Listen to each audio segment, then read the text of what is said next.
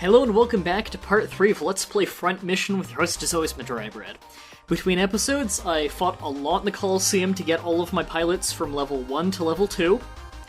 And, as I said before, actually, Keith gains his skill in fighting ridiculously quickly, so we've already got our first skill of the game. Keith, at level 2, has already got, the double skill, level 1, which means that if he's equipped with just 2 fists, no guns, then there's a pretty high percent chance that when he throws a punch, if his other arm is intact, then he'll throw a second punch. So he just became pretty much the team powerhouse. Also, changed everyone's equipment. I'll just do a very quick run through of it. Lloyd is of course still focused on short, although he's got a little bit of everything. He's kind of built for an ace of spades, jack of all trades. Wow, I'm illiterate today. Kind of build where he's good defense. Everyone has the fastest legs, of course, because that's what I like to focus on. Accurate shooting arm, strong punching arm. He's got a shield on his shoulder. All around, he's good at everything. Sakata, of course, has an upgraded rifle now. He's a bit hardier. Natalie is... let me remind myself, actually. She's got 2 machine guns and 2 missiles, so she kind of doubles as a missiler. A missiler is when you have missiles on both shoulders. It means you have no shield, which is the downside, but the upside is, obviously, you can do these powerful missile attacks from far away a lot longer because you don't run out of ammo so quickly. Keith, of course, 2 Tonfas because it's the strongest fist attack for now, shield on one arm, and a missile on the other arm. And he's got this ridiculous-looking mech. It's actually to balance out his weight, because his equipment's very heavy. And lastly, JJ. He's got a rifle, he's got a shield on his arm, and he's like pure defense and health, which means I couldn't work it out that he could have any more equipment than this, because he's very, very heavy. So he's a straight-up tank. So, I've been looking forward to this episode since the beginning, where we get to meet my favorite character in the game. I won't spoil it, but those of you who have played knows who he is.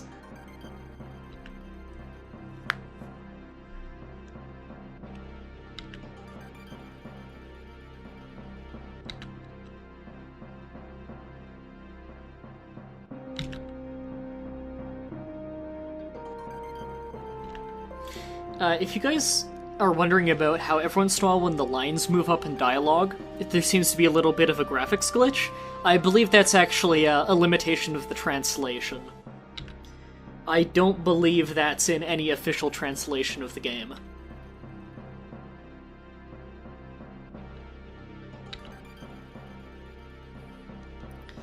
Yeah, at this point in the war, we're losing pretty bad. I always get a kick out of these screens. Oh wow, that's a bad little glitch on the text there. But look at that, look at the target. That looks awful. But the commander is level 2, so it's a good thing we leveled.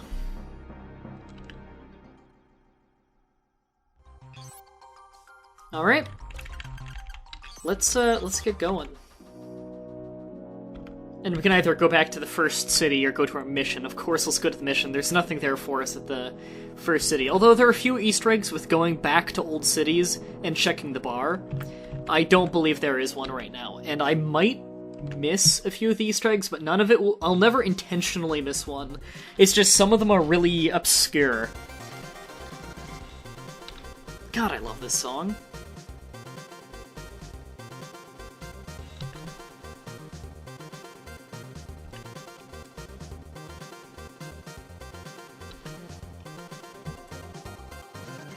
Oh, that was a quick pan.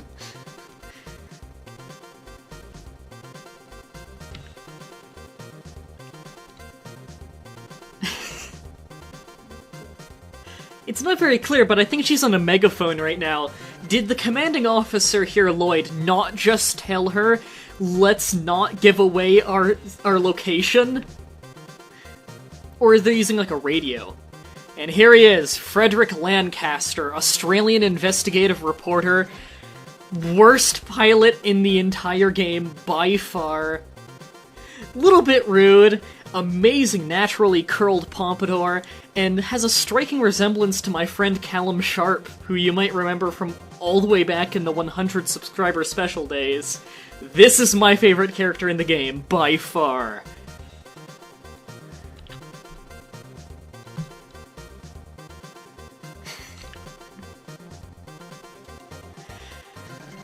Oh god. He's got the worst Wanzer in the entire game, he has no weapons, and he's level 1 as the worst pilot in the game. He cut communications. Okay, I think that makes it clear that they're talking over a radio. Oh yeah, and this translation didn't censor it at all. I think the official translations might have censored it, because the original Japanese version did swear. So, we're of course gonna bring the whole team, although we have the option to just bring just the leader if we wanted to. Although, Frederick would never survive. Yeah, they spotted him. It's kind of out in the middle of nowhere.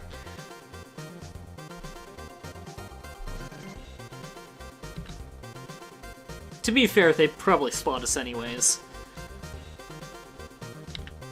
Yeah, they think he's part of us. So he's a prime target. I believe we lose if either our leader goes down or if Frederick goes down. So I like to split into 2 groups here, with 3 on the bottom, 2 on the top. I'm just gonna split so Natalie and JJ go up there. I want Keith down here because he's a heavy hitter.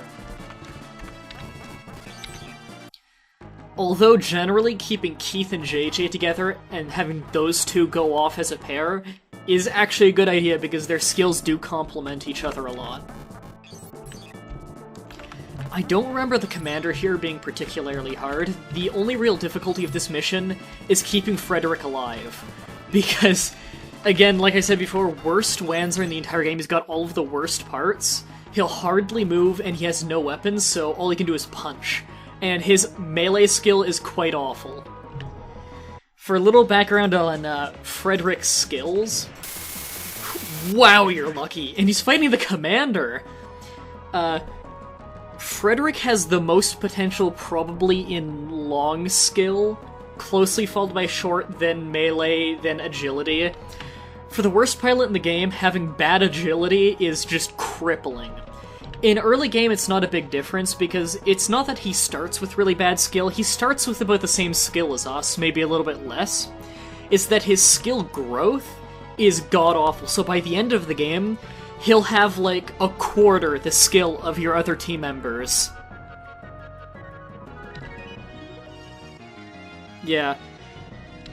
The only reason we give a shit about him is because Lloyd is just too nice a guy to let him die.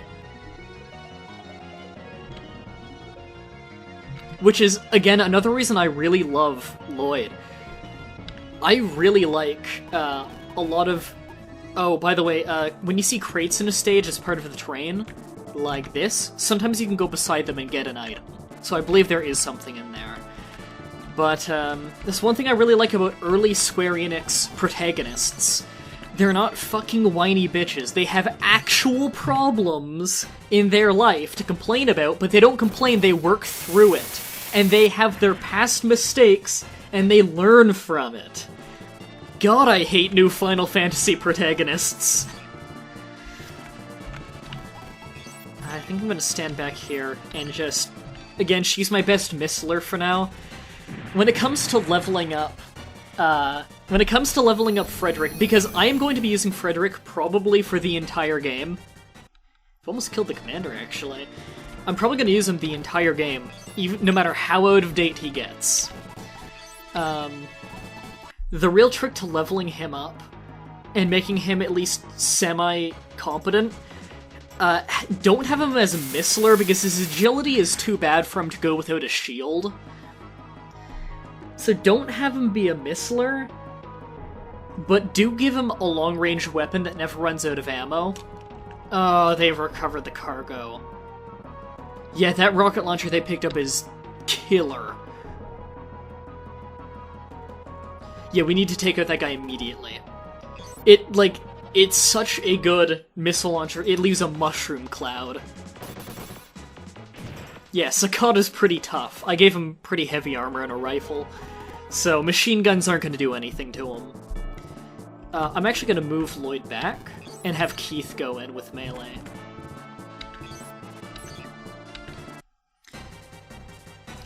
So you want to have Frederick do long where he can, because you don't want him right up in the fray, because he'll get beaten up pretty bad. And Guide, which is the skill for long, which is you pick what body part to aim for, is the easiest skill to get for almost any character, so it's one of the only skills he has any chance of learning. So it's a safe thing to get him to do that. He can learn some short skills, I believe, and I think if you really focus him on melee, you can get level 1 double, which is another one that's just fairly easy to get in general. But your chances are still not great. Also, I've got to really be careful protecting Frederick here, because he's already taken some body shots. Good. Commander down. Wow, that's a lot of experience! What'd we get? New rifle. Single shot, 12 damage. I feel like that's the one that Sakata's using. Since I'm going to be power leveling... Well, not really power leveling. You can't really power level in this game very well, but... Since I will be leveling between stages... money is never going to be an issue, because I'll have a ridiculous amount... Fuck. You see, that's why Keith is a badass now, the double skill. Because I will be leveling between stages a little bit, but you have to do a ridiculous amount of fights to level at all in the Colosseum, so I will have an insane amount of money. I forgot to say at the beginning of the episode, I restocked everyone's healing equipment at the shop. I also gave each person one landmine, so we can kind of lure people into mines if we need to. I've created a wall between Frederick and the enemies now, and the enemy's an attacker, he doesn't have any long range, so I think Frederick's pretty much safe here. Missler, you really should have backed up. Yeah, he's useless now. Oh, this is bad. Do you see? It's a good thing I gave Keith a shield. Even then, this is gonna hurt. Keith might go down. Nope, but his legs are busted. Having busted legs for a melee fighter is very bad. Sometimes I like to have JJ with a sidearm of a pistol with unlimited long-ranged ammo, which those guns are very inaccurate, by the way, and not overly powerful, but at least it's a long-range weapon that doesn't run out of ammo. Wow, I crippled both of them. I kind of want to switch to Keith, but...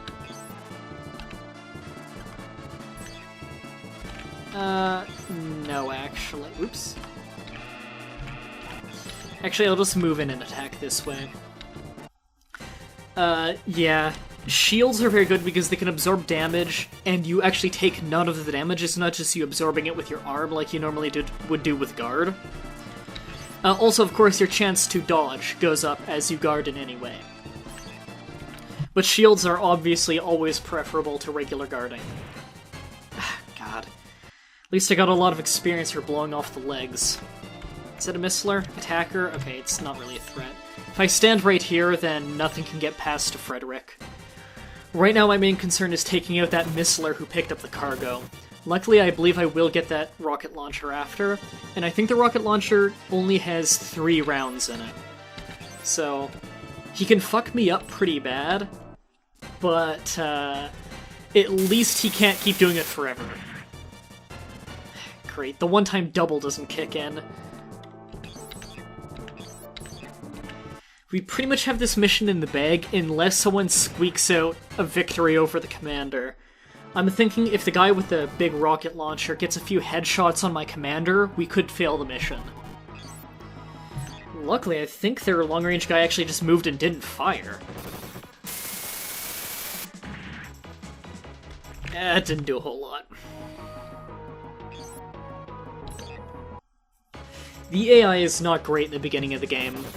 Where Misslers, if they're already in melee range, they'll often go for a punch instead of backing up and using their missiles, and that will often just break their limbs.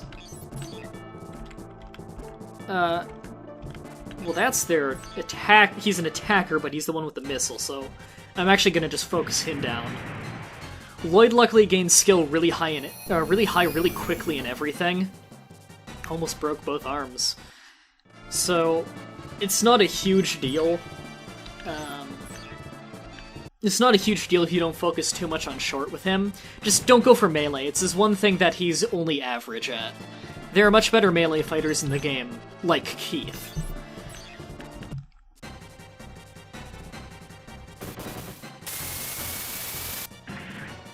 Yeah, luckily these attackers are pretty abysmal at melee attacks. Keith, you better just finish this guy off. Something to keep in mind, by the way, when you're equipping a melee fighter... Good. Something to keep in mind when you're equipping a melee fighter. If the tonfa is weaker than the natural punch of the arm, it will be bringing down your power. So when you're upgrading your arms and there is no upgrade for tonfa, see which one's stronger, and if the tonfa's not as strong, then just de-equip it and sell it. So, it's something that people commonly forget to do, and that can really drag you down, because tonfas don't often get updated in the shop, because melee fighters are by far the thing you're going to have least of. There are only like 3 good melee fighters in the game, and one of them being Keith, most people do not use as a melee fighter. Most people give Keith short. Which I think is really a bad idea, because even if you do no melee attacks, by the time he gets to level 2, he gets the double skill. It would just be a waste of a skill not utilizing that. And if you wanted to do that, your first real good melee fighter you would get isn't until, like, after stage 7, I think. And how many missions are in this game? I think there are, like, 22 missions in this game, by the way.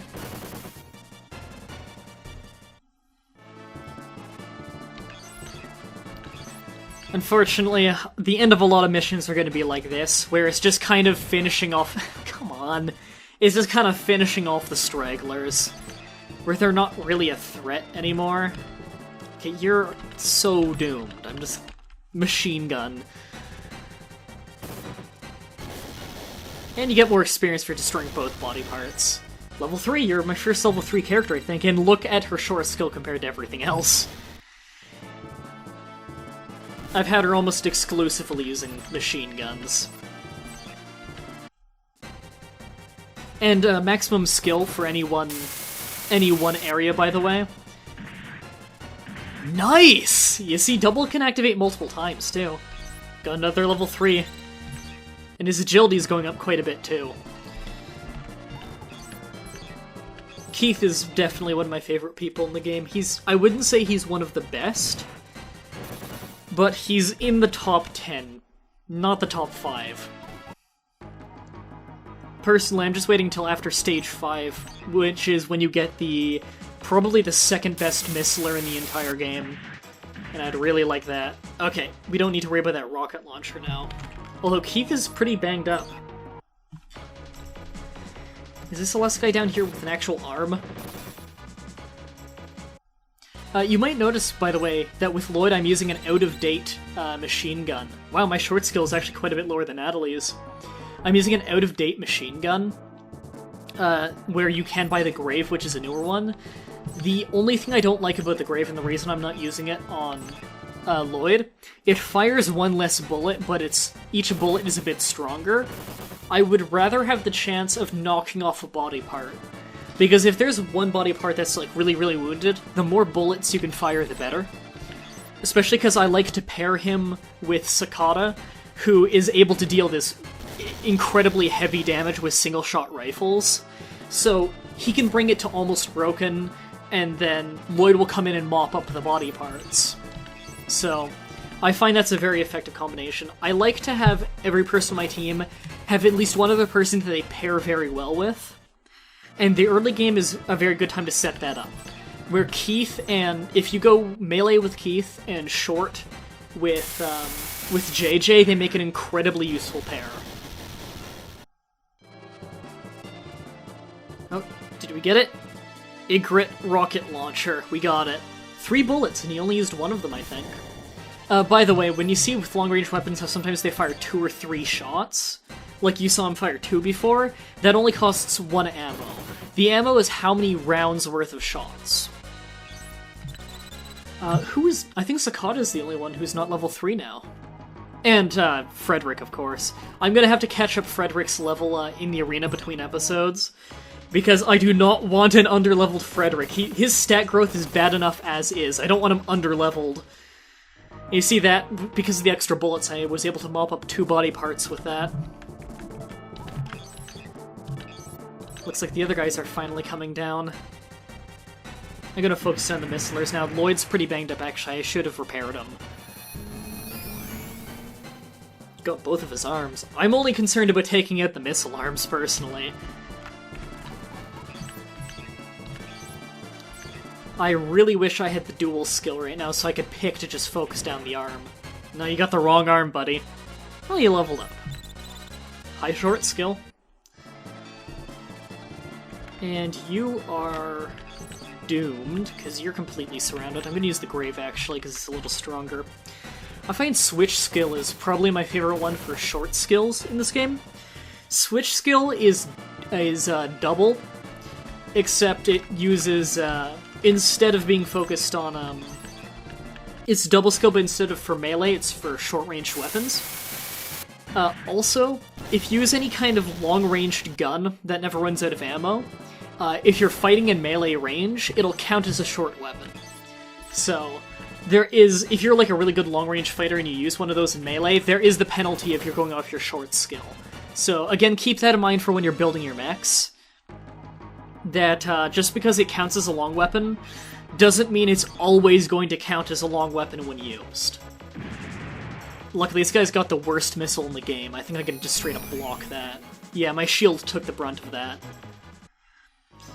And I have never had it ever where a shield has actually broken from taking too much damage. So I don't believe you can do that. Maybe if it takes some insane damage, it can, but pretty much never worry about that. What's much more likely to happen is just you absorb the shock, repair the body, you absorb the shock with the shield, and then that throws your shield back so the other ones just hit you freely. Yes, one missile down. And this is just the long mop-up period. Again, it's the one real downside of this game. I think either in that, this game is a very intense and rewarding game to play. Got a calm body, which I'm pretty sure I can just buy those. Might as well fire a missile. Get a little bit of long skill. Now, each pilot can only learn a number of skills, like maximum. So you kind of want to map out what skills you want to get. Don't just accept every skill that comes your way. Most of the characters in the beginning can learn a maximum of 5. But that does mean, like, there are 3 levels of each skill. Or of almost each skill, I believe. I don't think Guide and Duel have levels of them, because you pick a body part and you aim for that. So, like, for instance, Lloyd has 5. So if I were to have level 3 speed, then I couldn't get level 3 of anything else, because it would add up to 6. So keep that in mind when you're picking your skills whenever you get an option, where if you're a character that, like, never really uses long attacks, but it gives you the option of learning Guide, you might want to take it because it could screw you out of getting a skill that would be more useful for your pilot later on. I can't wait to actually start using the landmines at one point, because they're really cool weapons. But I never get a chance to use them. There are very few instances when a landmine can really be used. If you find a good choke point, then it's kind of good to leave them in. Okay, all the missiles are broken.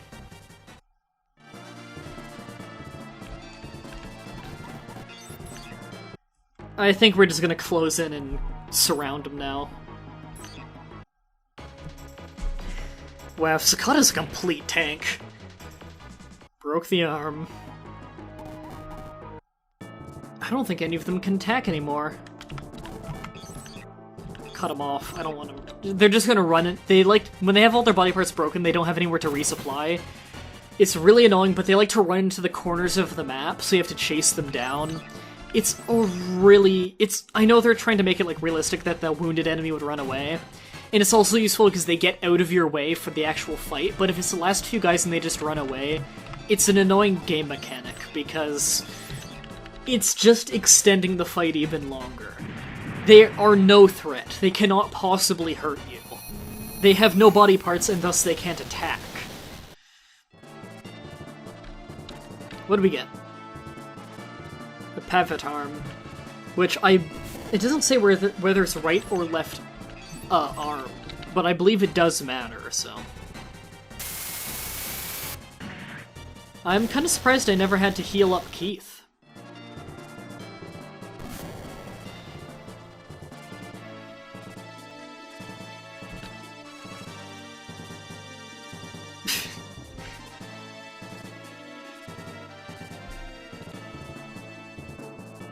Yep, I'm sure you got a good angle from over there. I don't even know if he videotapes.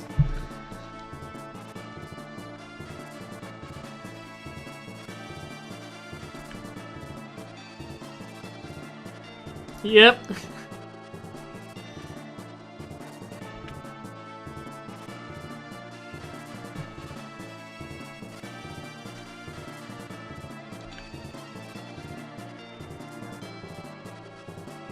Yeah, I can tell you know how to pilot it. You did so great back there.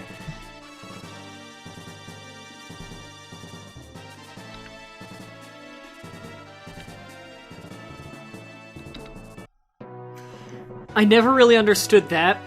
I would have thought Lloyd would say no, because he would say, like, you're doomed if you come with us, so no, you're not allowed. But no, this guy's officially hired. I guess he's on the payroll now, because when his Wanzer gets broken, we do pay money to repair it. So, I'm guessing he's officially part of the troop now. God knows why. So let's check his stats real quick. Actually, we should check it in the setup right after. He starts with 3 repairs. I don't know why he didn't use any of them. He has the worst parts. His skill is garbage. He actually starts with agility as his highest stat, but he still sucks at it.